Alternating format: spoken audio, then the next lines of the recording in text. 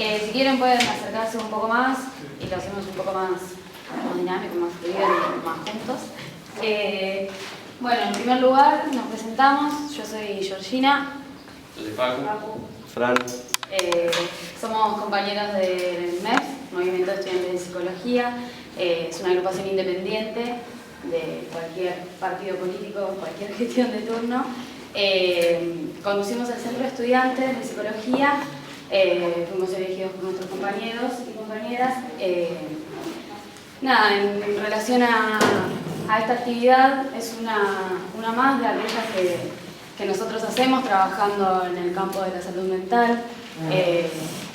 Y más que nada también en relación a nuestra formación como futuros psicólogos, creemos que no podemos desconocer las cuestiones que van sucediendo en este campo de trabajo, digamos, en este campo tan amplio y tan importante para nuestra sociedad.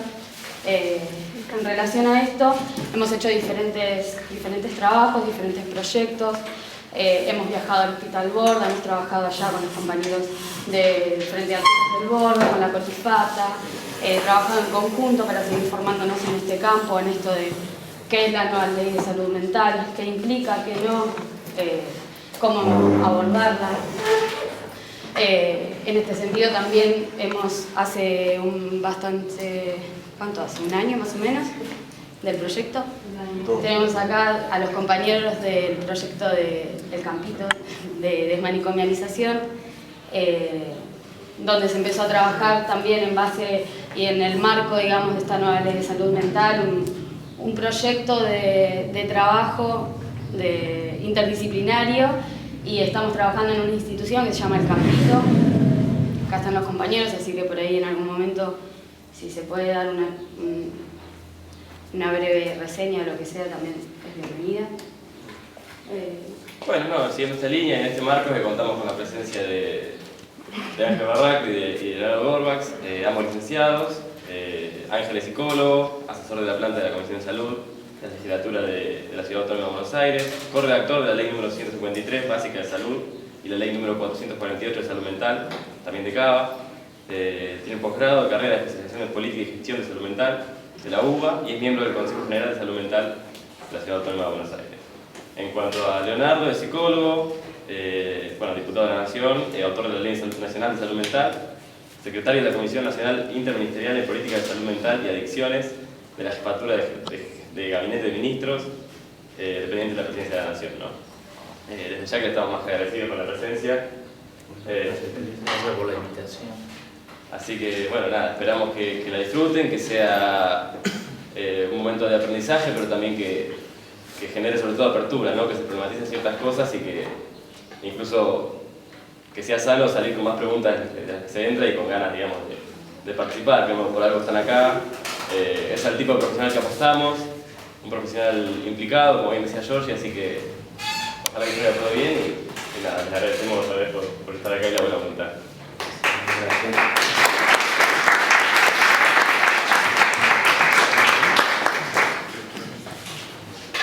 Bueno, buenas tardes a todos. Yo voy a dejar el micrófono porque ando medio engripado, entonces no puedo levantar la voz. No me inviten más de nada. Bueno, muchas gracias por la invitación. Ya van varias veces que tenemos la suerte de venir a Mar del Plata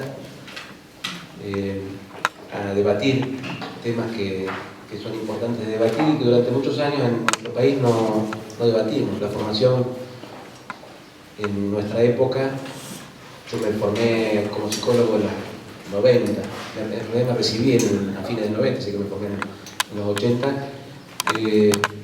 una formación clínica, a mi gusto buena. Yo me formé en la Universidad de Buenos Aires, pero no había demasiados espacios donde pensar la política en general y la política de salud mental en particular. Y lo que uno advierte cuando se recibe y empieza a trabajar muy rápidamente es que está atravesado por un montón de variables que le cuesta comprender y que tienen que ver con lo político, con las leyes, con la política, y que hacen que todo lo que uno estudió pierda peso relativo en relación a lo que puede hacer.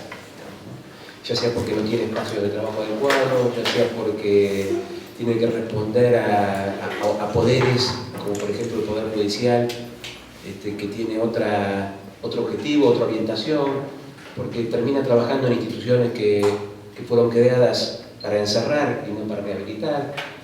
Y bueno, uno termina como, primero nadando contra la corriente y en muchos casos algunos terminan nadando con la corriente, ¿no? Y gente que ha tenido una muy buena formación termina siendo funcional a un sistema de control social, más que un sistema de salud.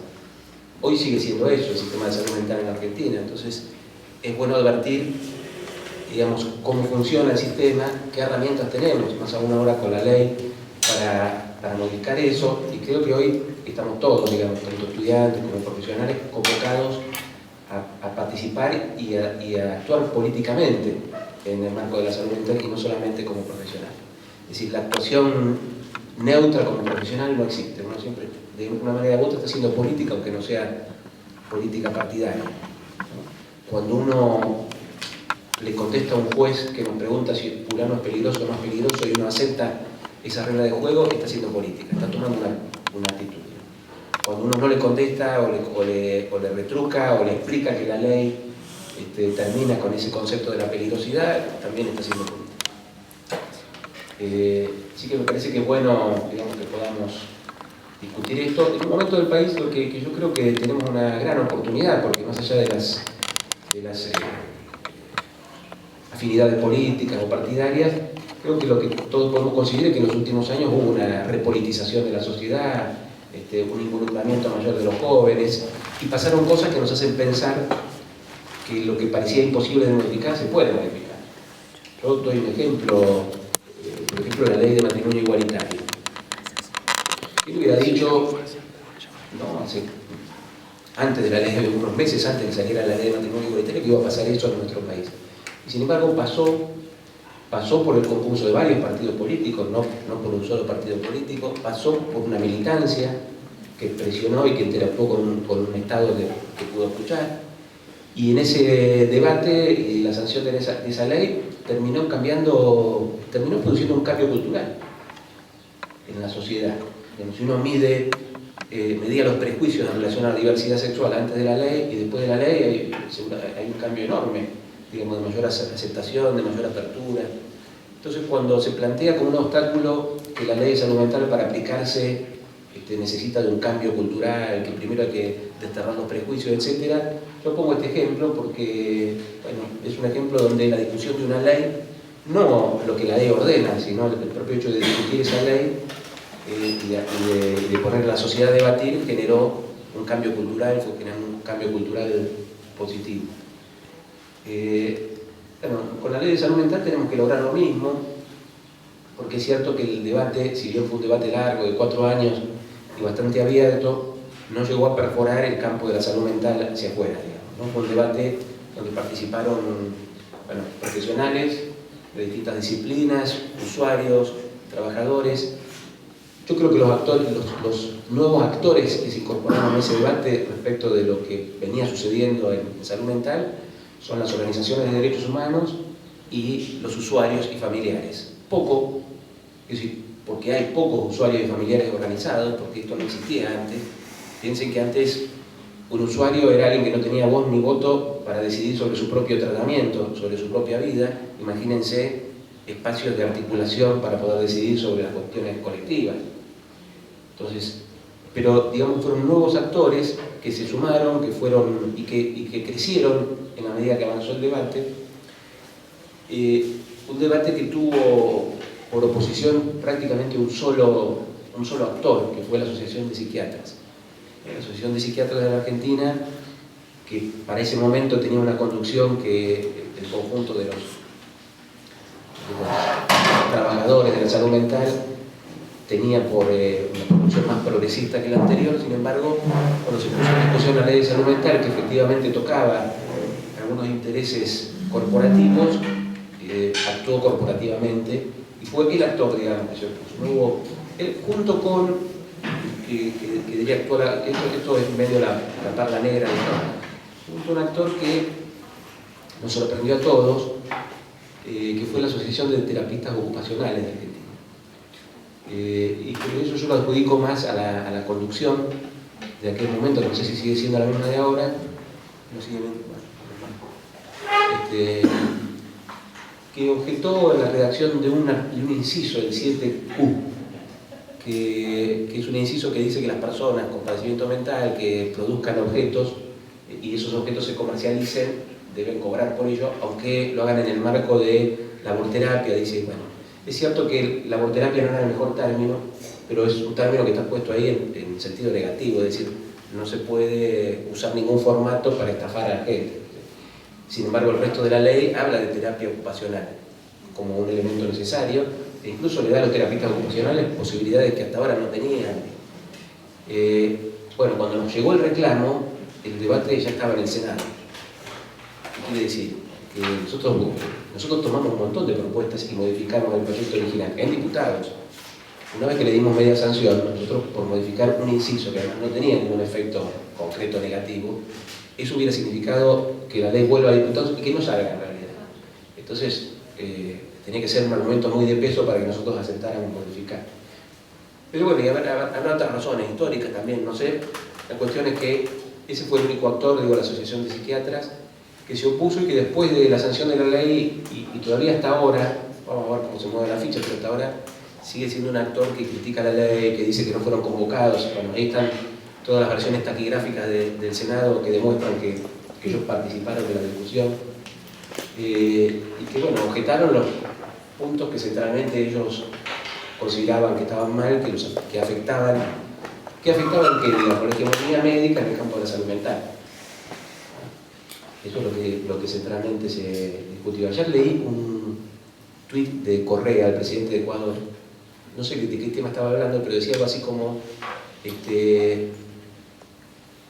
ahora que uno hace una propuesta, todos tienen mejores ideas, pero ¿por qué no la propusieron antes?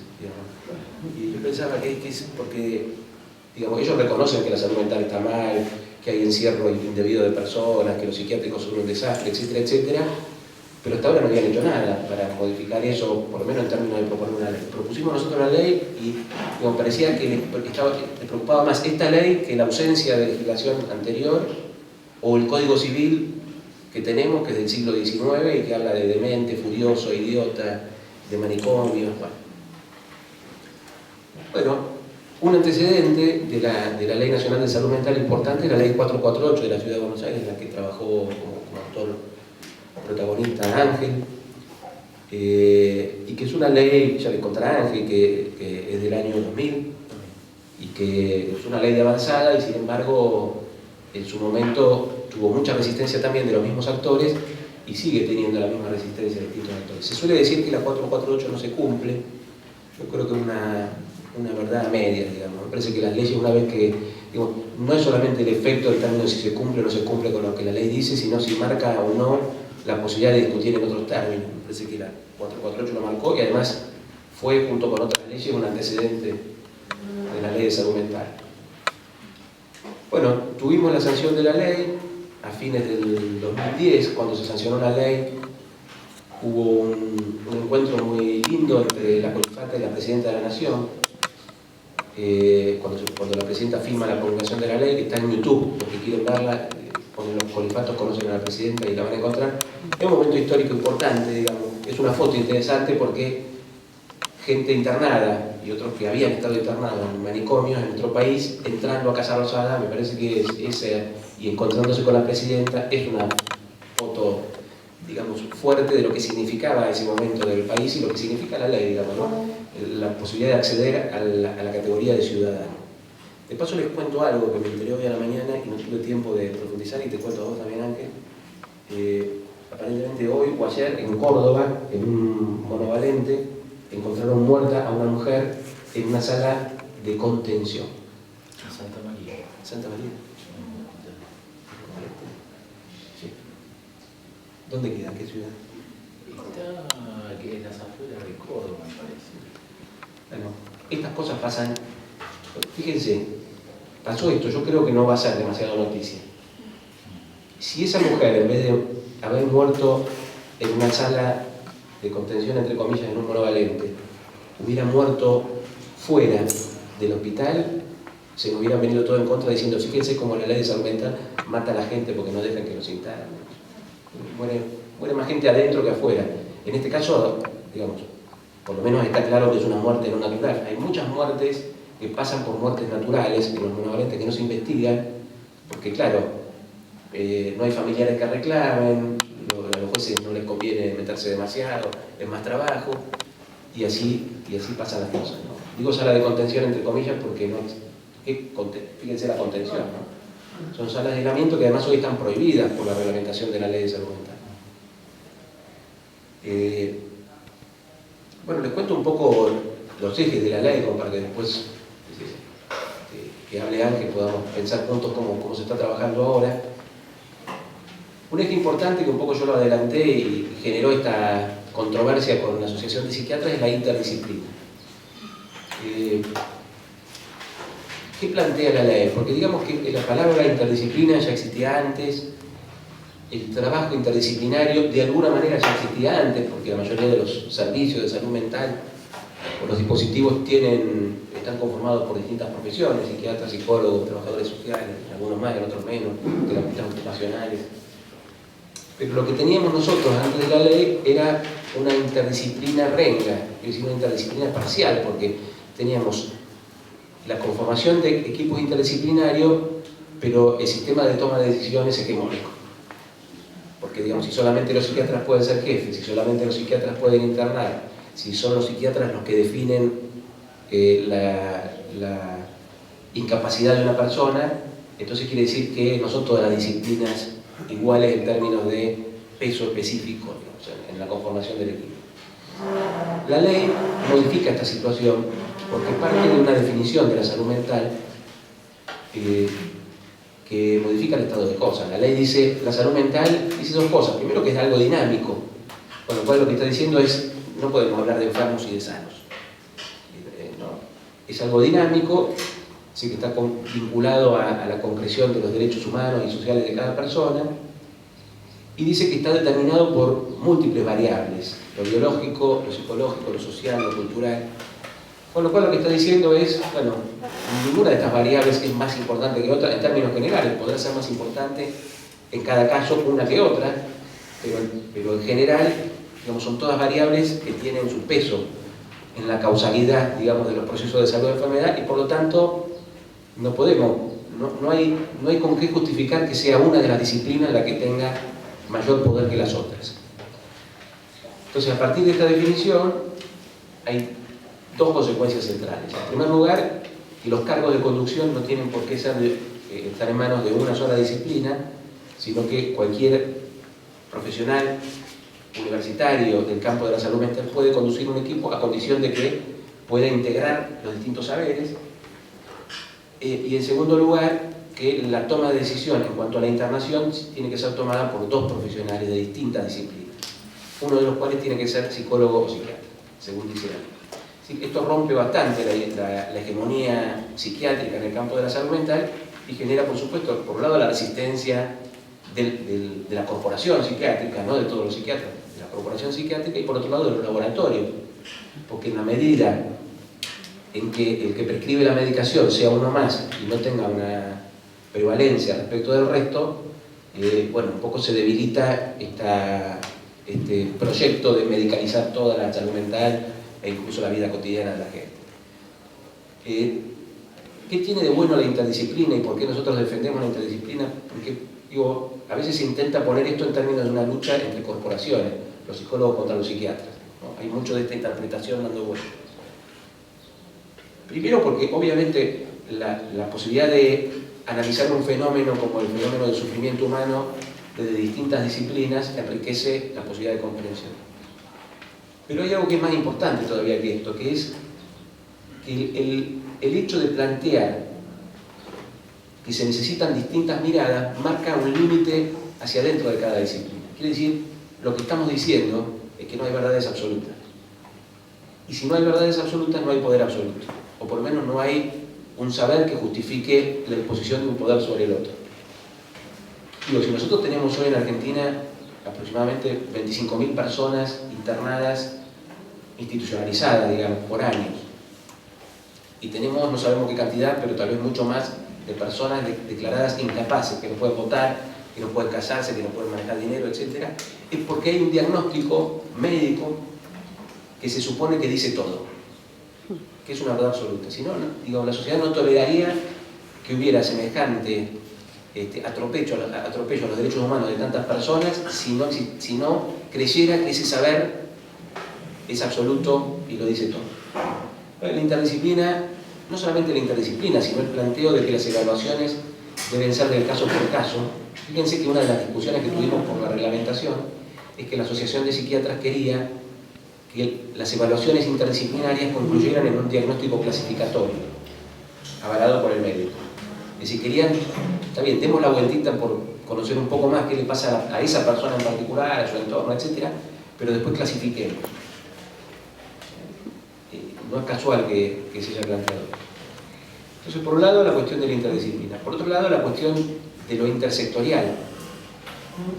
¿Qué es lo intersectorial? Es el planteo de que una política de salud mental no puede ser llevada adelante solamente por el Ministerio de Salud.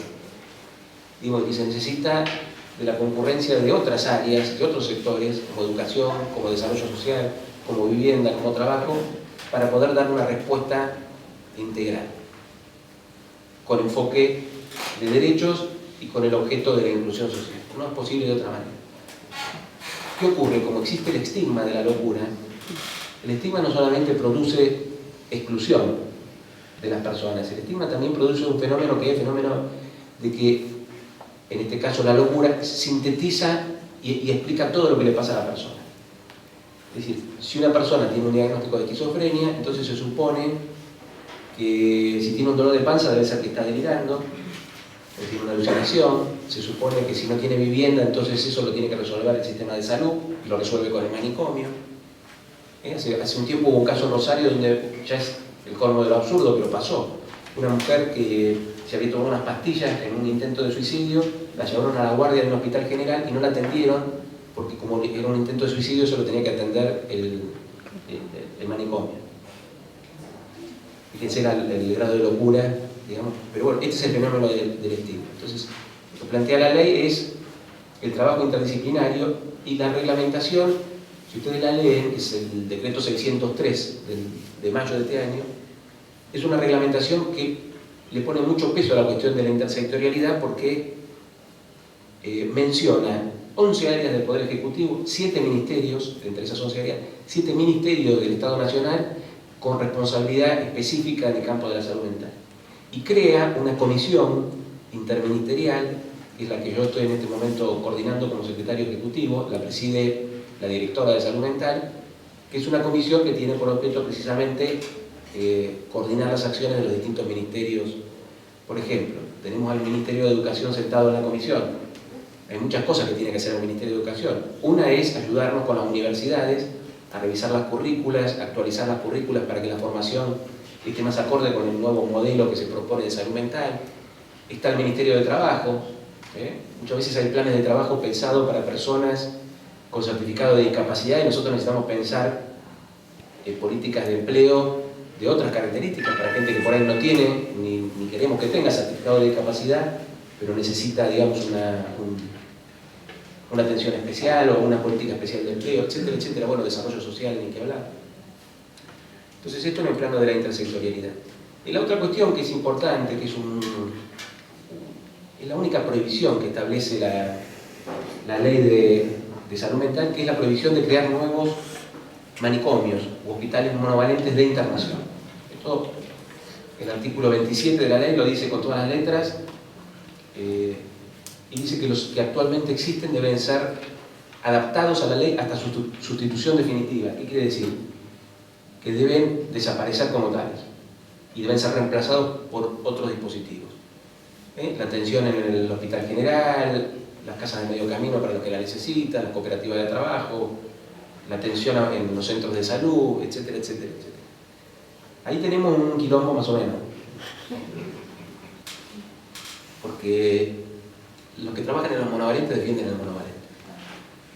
Es más, algunos hasta están de acuerdo con el artículo 27. Dicen, es cierto, hay que cerrar todos los manicomios. Por suerte, donde yo trabajo no es un manicomio. Porque trabajamos interdisciplinariamente, porque tiene una mirada integral. A ver, llamamos manicomio a los hospitales monovalentes de internación. Los hospitales monovalentes son aquellos hospitales que internan y que solamente atienden salud mental. Digo, los habrá más deteriorados, menos deteriorados, con más hijos de puta adentro, con menos hijos de puta adentro. Con mayor tiempo de promedio de internación, con menor tiempo de promedio de internación. Es cierto, digamos, dentro de la amplia gama de monovalentes hay peores y hay menos peores.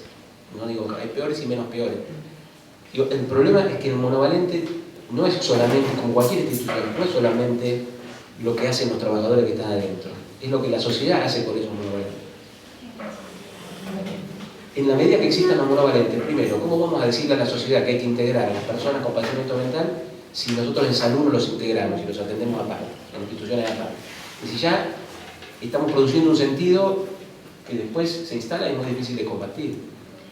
Y después lo que ocurre es que el monovalente está preparado para la larga estada, digamos, de la gente. Entonces, tarde o temprano, por más que uno no quiera, se termina utilizando para eso, porque a la familia se ve menos comprometida a tener que estar acompañando, porque sabe que igual ahí puede vivir, digamos, están las condiciones para vivir.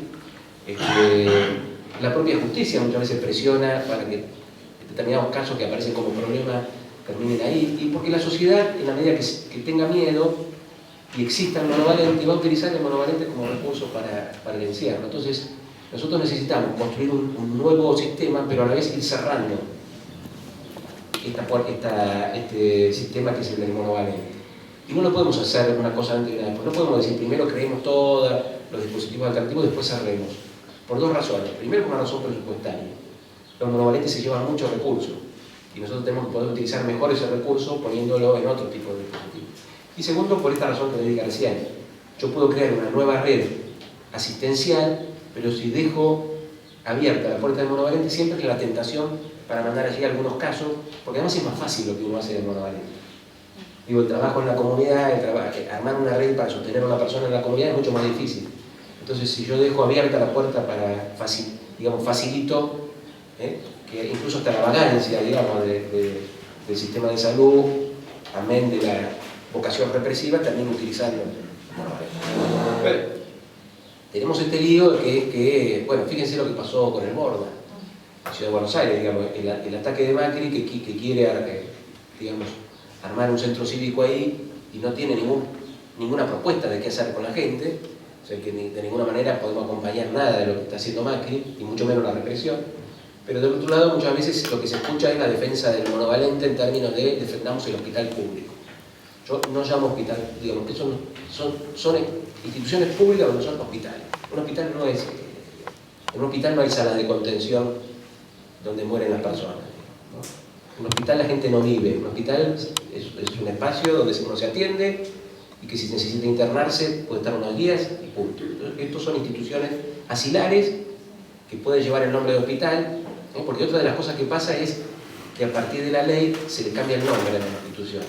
Entonces, hospital neuropsiquiátrico suena feo. Entonces, sin cambiar nada de lo que allí sucede, porque además mucho no se puede cambiar, el hospital neuropsiquiátrico pasa a llamarse hospital escuela de integración sociocultural, que se llama psicoasistencial, ¿no? Entonces creemos que así estamos cumpliendo la ley y lo único que estamos haciendo es cambiar el nombre y legitimando algo que tenemos que sustituir. Dos cuestiones más. La intervención del Poder Judicial en salud mental cambió profundamente a partir de la sanción de la ley, y eso es algo que ya lo estamos viendo, porque nosotros teníamos, antes de la ley, herramientas legales que le permitían a los jueces tomar todas las decisiones prácticamente. Es decir, los jueces podían internar pacientes, los jueces podían impedir las externaciones de pacientes, y de hecho entonces nosotros teníamos muchos pacientes internados innecesariamente porque lo ordenó el juez, y muchos pacientes en condiciones de alta que no podían irse de alta porque el juez no lo autorizaba. Se supone que en el medio los jueces tenían que controlar la internación. Bueno, no la controlaban.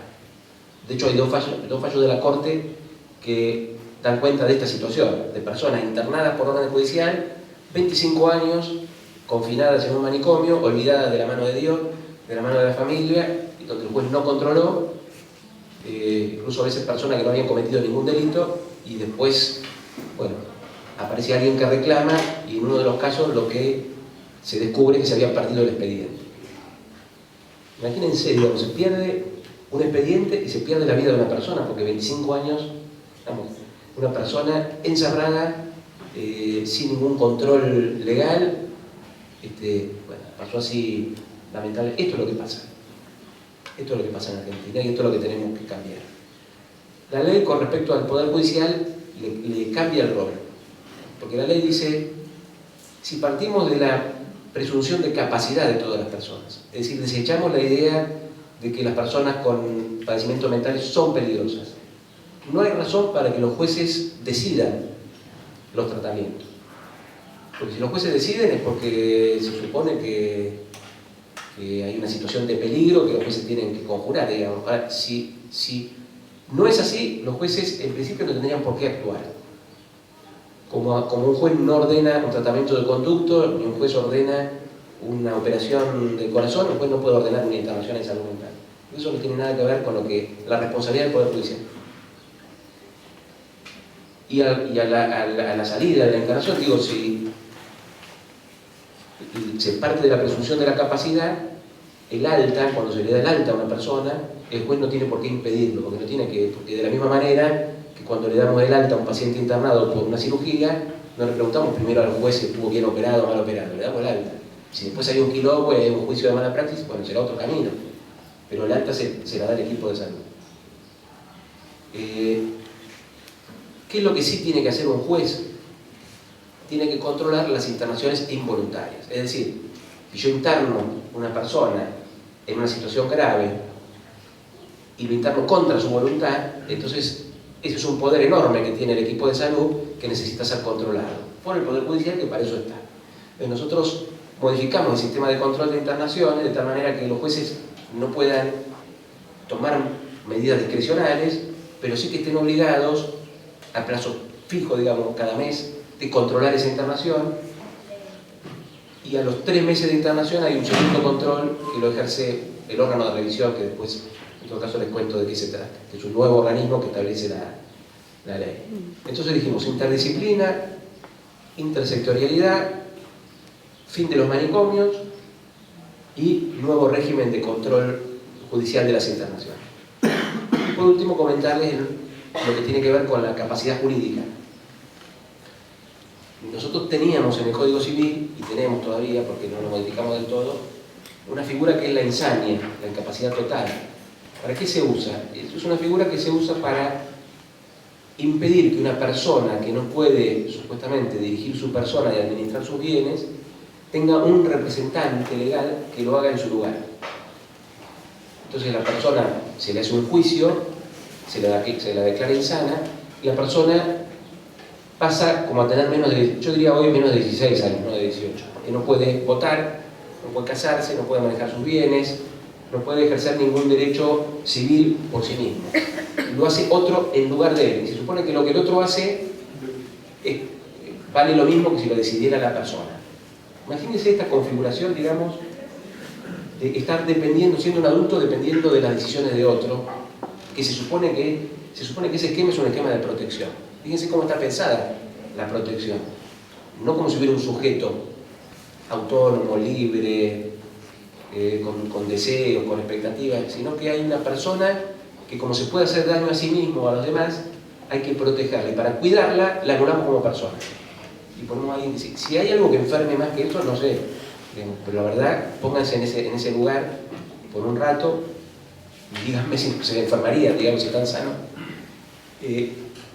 Bueno, nosotros la Argentina firmó y aprobó la Convención de los Derechos de las Personas con Discapacidad, que modifica esa situación y que dice que nadie puede ser restringido en el ejercicio de sus derechos, y que si una persona tiene una discapacidad psicosocial, como se llama la Convención, lo que hay que hacer es brindarle una red de apoyo para la toma de decisiones. Quiere decir que lo que está proponiendo es que no existan más las insanias ni los representantes legales, sino en todo caso las personas con padecimiento mental que lo necesitan tengan una red de apoyo, que incluso la propia persona la puede elegir, que para determinadas cuestiones nos ayuden a decidir, es decir, que decidan juntos. No hay reemplazo de la voluntad, sino apoyo para la decisión. Eso es la Convención. Hay que adaptar el Código Civil para eso, y nosotros no pudimos con la Ley de Salud Mental meternos a modificar mucho del Código Civil porque no nos dejaron. Entonces, lo que sí hicimos fue meterle un artículo que es el 152 tal, donde dijimos 3 cosas. Primero, que la evaluación para decidir la incapacidad civil tiene que ser interdisciplinaria. Hasta ahora, en la mayor parte de los lugares, por código de procedimiento, lo hacían 2 o 3 médicos. Ahora tiene que ser interdisciplinaria. En segundo lugar, propusimos que cada 3 años se revise. El otro día un psiquiatra de Tierra del Fuego salió a criticarme, entre otras cosas, digo, por la ley, entre otras cosas porque era mucho trabajo, decía él, no había profesionales suficientes para revisar cada 3 años las insanas. Le dije, ¿qué me importa a mí? ¿Por qué no reclama que haya más profesionales en lugar de pretender que la gente siga declarada insana cuando por ahí no lo necesita? Y en tercer término, planteamos algo novedoso, que es que la incapacidad solamente tiene que afectar lo mínimo indispensable, es decir, no más incapacidad total. Si una persona tiene dificultad, por ejemplo, para decidir sobre su salud, que se la incapacite y se le ponga, en ese caso, un representante, porque ese sistema sigue vigente, pero para eso, y que pueda votar, que pueda casarse, que pueda hacer el resto de su vida, y que solamente se le limite temporariamente aquello en lo que tiene dificultad. Este es un pantallazo general de la ley. En la última parte ustedes van a ver que la ley tiene una serie de propuestas políticas, es decir, que hay que hacer un plan de salud mental, después lo dice la reglamentación, que tiene que haber un censo de personas internadas. Ya salió una resolución del ministro de Salud de la Nación estableciendo un registro de pacientes con todos los datos que pide la ley para saber exactamente cuántas personas tenemos, en qué situación judicial están, si tienen familia, si no tienen familia, etc.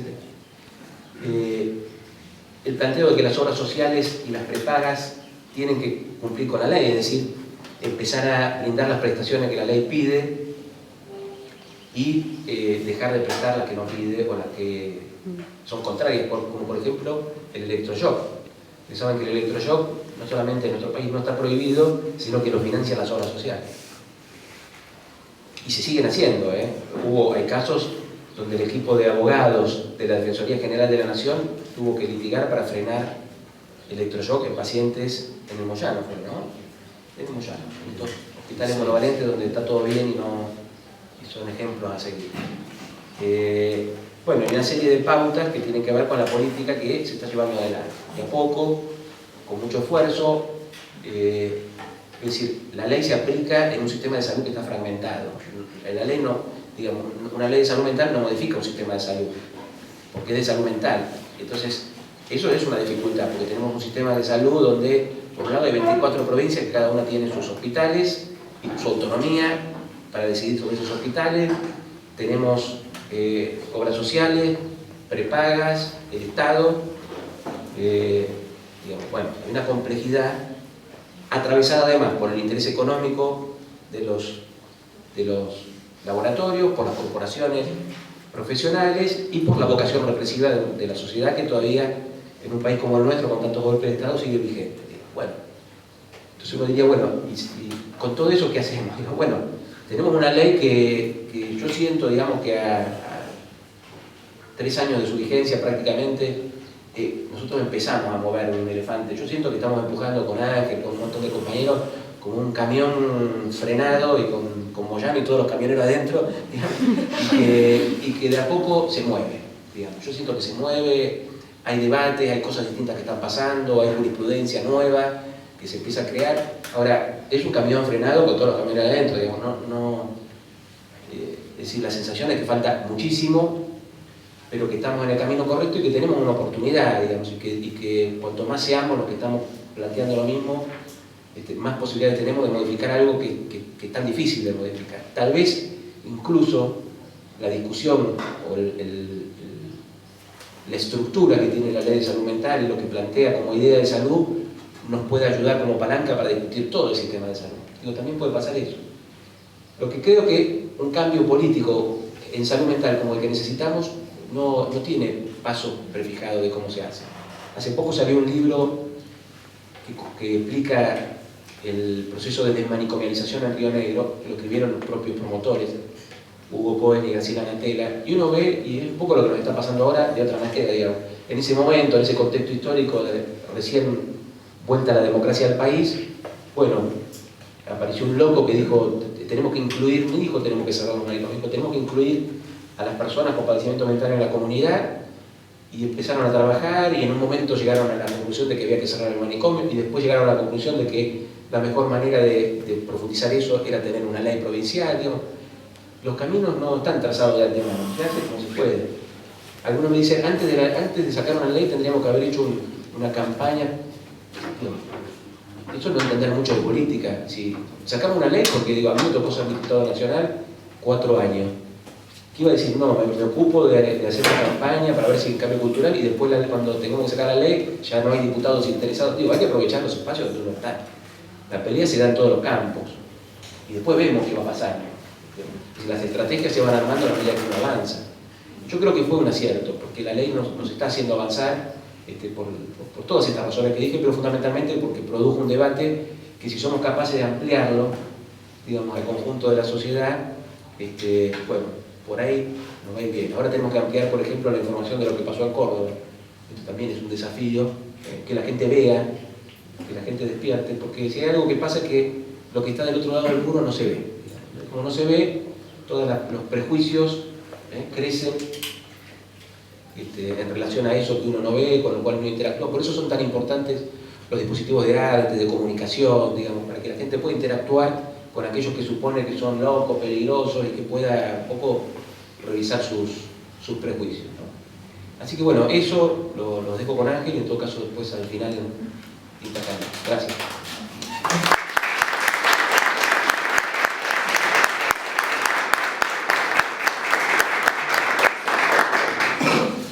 Bueno, hola a todas, a todos. Agradecer a los compañeros del Centro de Estudiantes por invitarnos nuevamente a estar acá. Verdaderamente es una gran satisfacción porque cuando a veces se habla de las leyes, yo creo que la respuesta es esta, ¿no? O sea, la inquietud que se va generando a partir de cómo un disparador, como podríamos tomar que es la sanción de una ley, genera justamente que se ponga en agenda lo que históricamente no ha estado en la agenda de los gobiernos, no ha estado en la agenda de la política de Estado. Voy a tratar de no dispersarme porque hay muchos elementos, muchas consideraciones que me gustaría poder volcar y bueno, vamos a tratar de hacerlo. En primer lugar, tenemos que también considerar desde una perspectiva macro que la aparición de las leyes de salud mental están evidentemente enmarcadas en un contexto histórico, ¿no? Y este contexto histórico, político y social también nos da cuenta de que salud mental está en el proceso de cómo el Estado considera, cómo atiende al que padece, cómo también da respuesta cuando desde la perspectiva de derechos humanos existe una situación histórica indigna que es la suspensión atemporal de los derechos, como bien dijo acá Leo, y que verdaderamente es, digamos así, el elemento que funda la concepción, lo que yo llamo la lógica manicomial, porque en realidad la lógica manicomial no es solo la perspectiva que podemos encontrar y la dinámica dentro de un edificio, como puede ser el Borda, el Moyano o cualquier otro manicomio, sino que justamente es aquello que también traspasa los muros y actúa concomitantemente en el ámbito de la sociedad. O sea, Foucault decía que la lógica manicomial también estaba presente en una fábrica, estaba presente en una escuela, puede estar presente en una familia y obviamente en una sociedad que es parte justamente de esta indiferencia en cuanto, no que no ve, yo diría que no quiere ver, porque más allá de lo que apareció en la televisión y que padecí personalmente el día de la furiosa y brutal represión en el Borda, el cuestionamiento siempre queda ahí desde una perspectiva pareciera morbosa y bueno, pobre gente. Y cuando un gobierno propone el progreso que implicaría hacer en ese lugar un proyecto inmobiliario, lógicamente hay sectores sociales que van a sentirse justamente consustanciados con que le den un mejor barrio, la valorización de sus propiedades, porque desaparece un manicomio y ahí va a haber justamente una sede gubernamental.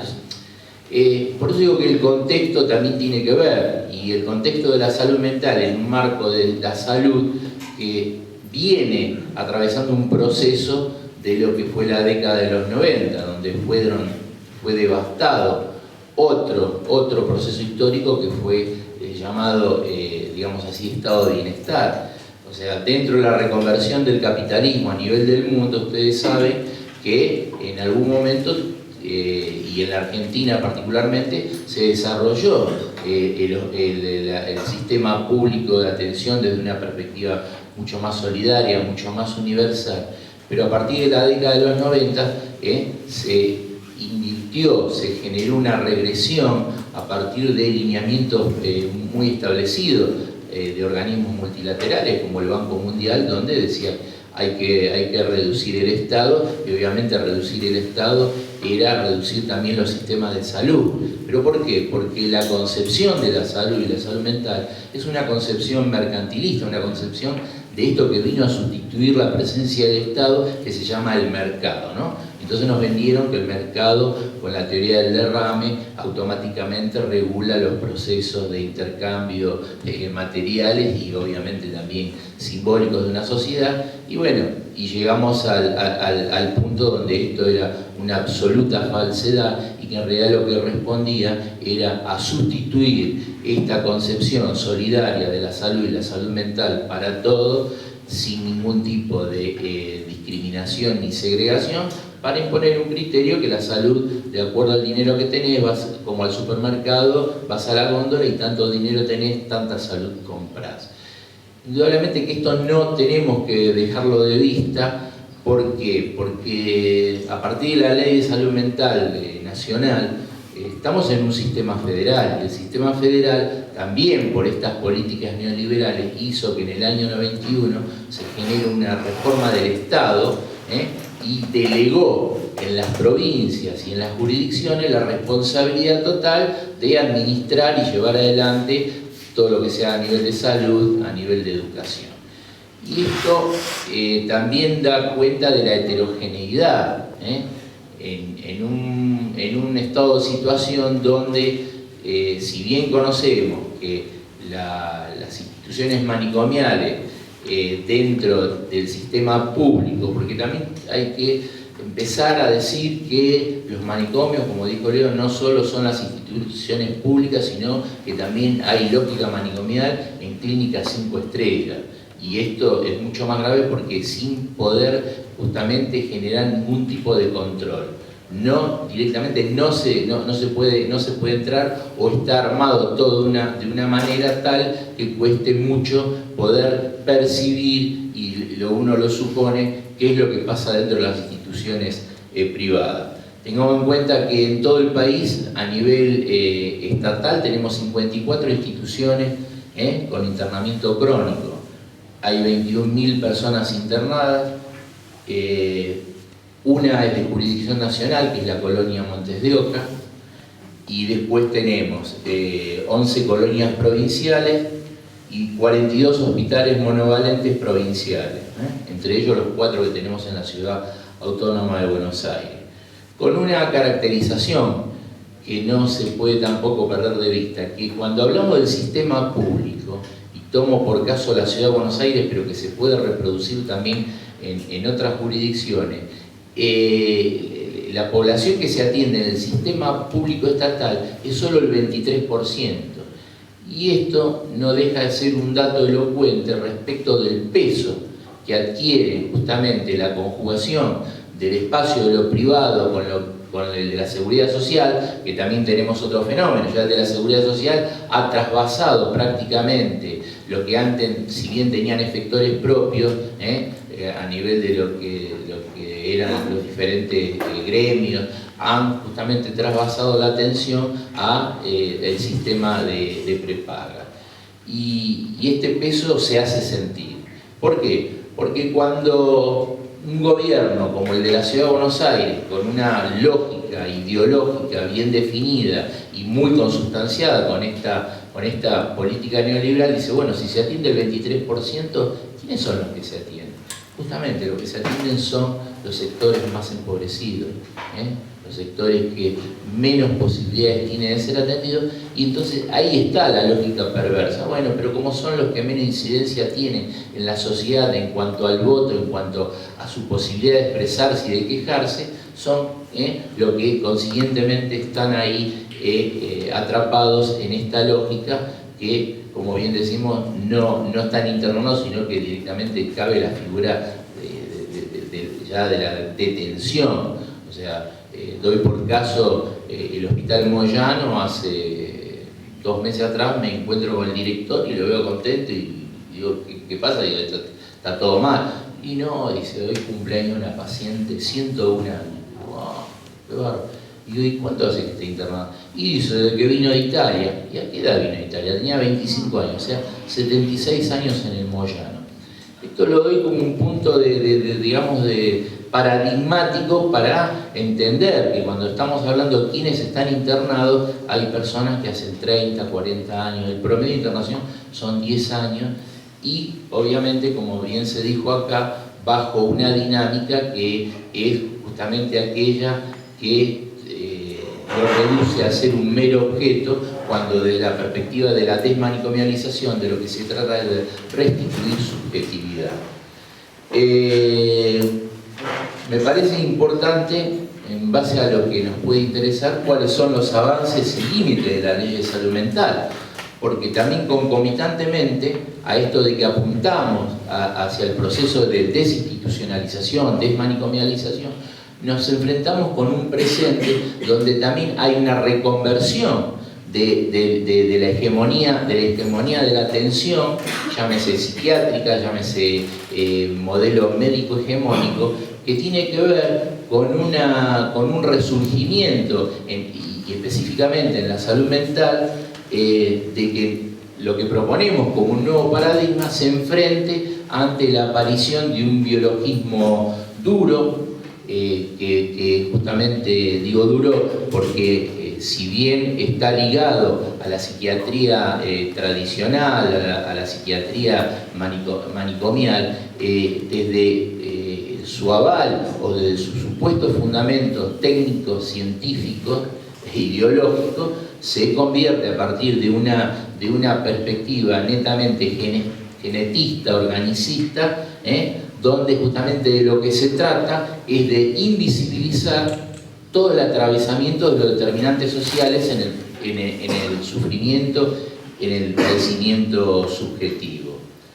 Me parece que esto no es un dato menor porque también está acá la alianza, y cuando hablamos de alianza decimos un poco la convocatoria era las resistencias, y cuando hablamos de la resistencia, bien Leo nombró una de las corporaciones fundamentales, quizás de mayor peso, pero que a su vez está circunscrita por otra aún más grande, que es la de las instituciones médicas. En la Ciudad de Buenos Aires, cuando nosotros sancionamos la ley en el año 2000, automáticamente recurrieron a la justicia para declarar inconstitucional la ley. ¿Y quiénes recurrieron? No solo fueron los psiquiatras, fue FEMECA, que era la Federación Médica de la Capital Federal, fue la CONRA, el Consejo Nacional de la República Argentina de Medicina, o sea, estaban absolutamente todos.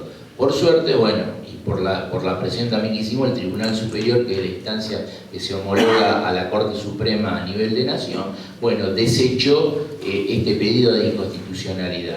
Pero vemos que este entramado corporativo, al mejor estilo Foucaultiano respecto de la microfísica del poder, tiene que ver que en un momento determinado histórico los anudamientos se van dando desde toda perspectiva. Ya no es solo APSA como asociación de psiquiatras, sino empiezan a aparecer otros actores, como bien también recordó Leo, en su momento la sanción insólitamente compañeros que estaban, que son terapistas ocupacionales, se vieron envueltos por la decisión de una cúpula también, que fue junto a APSA a ir a no querer convalidar la ley.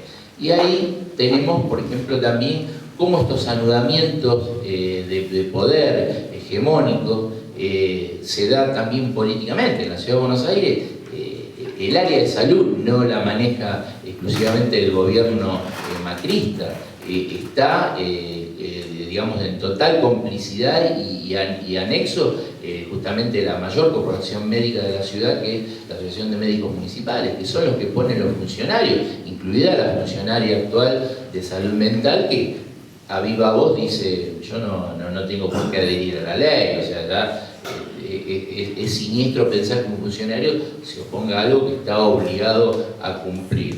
Entonces, la cuestión de las resistencias, yo creo que si ha algo acelerado y ha precipitado la ley es que empiecen a emerger, ¿no es cierto? Porque antes la cosa era mucho más, digamos así, velada. Y esto no es un dato menor al cual tenemos que justamente dar respuesta. Y dar respuesta es que nosotros tenemos que instituirnos como una base de resistencia. Y esta base de resistencia hace que las leyes de salud mental, por sí solas, son verdaderamente palabra vacía si no están acompañadas desde una perspectiva de apoyo político, social, la generación de un movimiento social que ni más ni menos empieza en poder llevar a la sociedad a cambiar el imaginario respecto de lo que es la salud mental, a quienes afecta y cuál es, digamos así, el principio al cual debe adherir una sociedad cuando está un status quo imposibilitado de modificarse.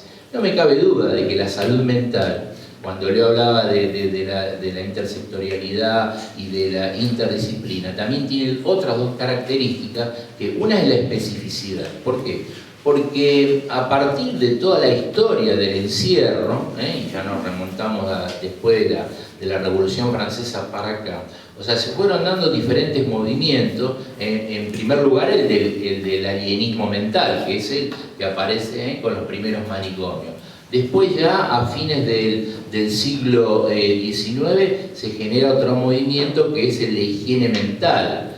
Y ya a mediados del siglo XX, digamos prácticamente con la finalización de la Segunda Guerra Mundial, es esto denominado movimiento de salud mental, que no casualmente ligaba y empieza a tomar, digamos, fuerza, como fue el movimiento de la antipsiquiatría, o la psiquiatría democrática, o las políticas del sector en Francia, que tenían que ver con haber visualizado la similitud y el nexo que había entre las instituciones manicomiales con los campos de concentración.